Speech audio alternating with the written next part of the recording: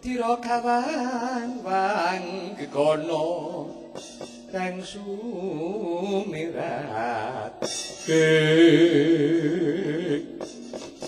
oh adikku adikku Arimbi wis kowe aja nangis Arimbi kowe aja salah panyipta nggonku peperangan karo Bratasena iki bot-bote nggonku ngreksa kawibawane Raden Bratasena ngelingono Bratasena kuwi satriya yen arep rabi kuduane netepi bedah kutha Boyong Putri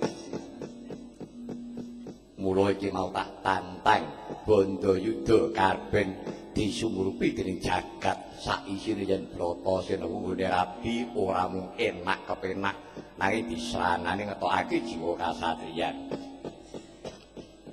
mengkono sing tak karepake Yai nanging Kakang ora bakal Raden Bratasena menang tanding karo kowe ngene Arimbi sejatiripun Kakang wis entuk pangsiting dewa yen to dina iki pun Kakang kudu ninggalake Madyapada wis tak entengake patiku aku lila mati kowe mukti ana negara Pringgondani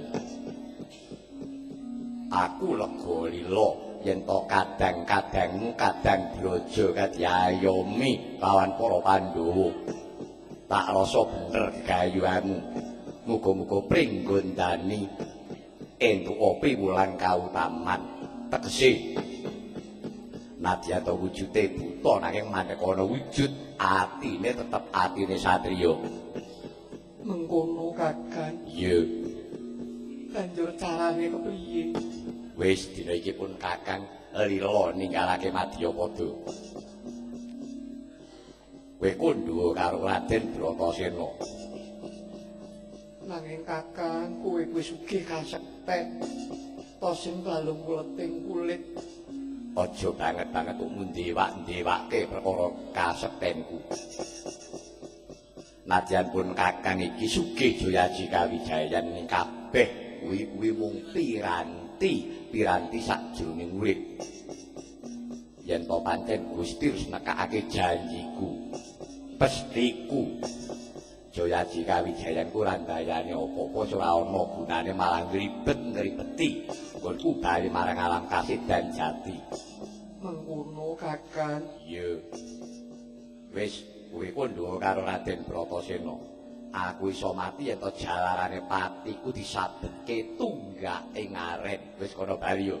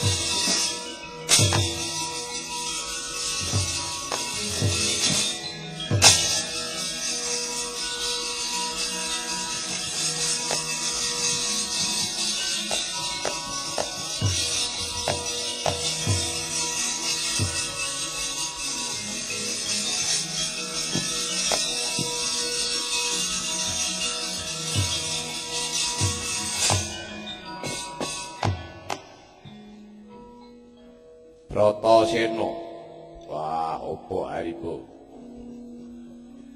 tak rasa kaya ora bakal tumpang suh ideping tekadmu nggon nampani pradule adikku si Arimbi yo karepmu piye Bratasena sadurunge aku natahake napasku kang pungkasan aku bakal mitungkas meling karo kowe Bratasena yo arep meling apa ibarate aku nitipake getih setetes balung sak ceklek daging setampel wujude adikku Arimbi tresnanono ya Bratasena kaya kowe tresnani karo awakmu dhewe aja nganti kowe sengen karo bojomu, aja nganti kowe gedene miloro karo Arimbi. Ngelingono Bratasena. Katresnane adhiku Arimbi tak tomboki nyawaku. Iya. Sak banjure, sak pungkurku. Aku titip kadang-kadangku kadang brojo. Mangsa bodho nggonmu ngayomi aku percaya. Najan kadang brojo ki wujude buta nanging yen tombo ayomi mesti bakal ngerti jiwa kasatriyan. Kaping telune yen kowe gelem, kowe jemeneng ratu ning negara Pringgondani. Aku lila yen kowe sing jemeneng ratu sebab kowe kuwi wong jujur, wong jejeg. Bakal ayem tentrem negaraku jalaran maling rampok kecu ora wani ngambah. Piye Bratasena? Iya. Perkara kowe nitipake Arimbi karo kadangmu Braja aku iso nampa. Ning perkara aku mbok kon dadi ratu ning negaramu Pringgondani aku gemar. Sababe apa aku ora yasa. Aku wis duwe negara dhewe, tuku ngepuh keringet, ngetokake jiwa kasatriyan. Aku entuk negara Kendra Prasta.